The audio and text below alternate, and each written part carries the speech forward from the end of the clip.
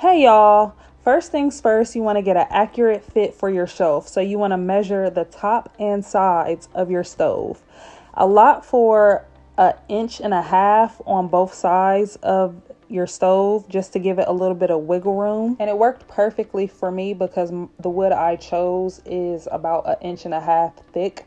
So it ended up being an almost perfect snug. So once you go in and cut all your pieces to size after trials and tribulations, I didn't worry about imperfections because I can go in like now and sand them down.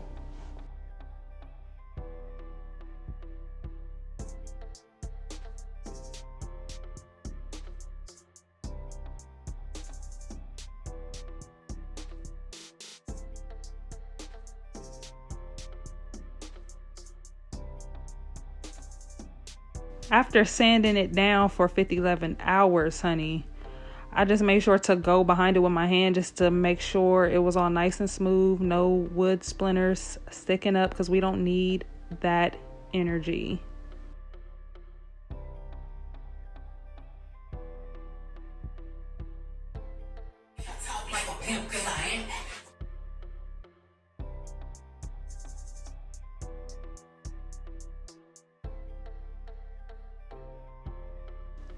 And you're working with a lot throughout this process, so make sure to keep your workspace as clear as possible.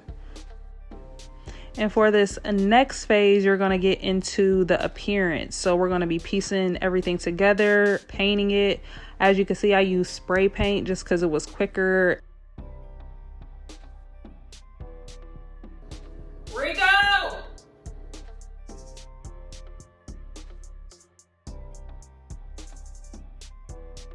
And as you can see, once I got the pieces finally in place, I went behind in the crease line with the liquid nails just to make sure everything was secure.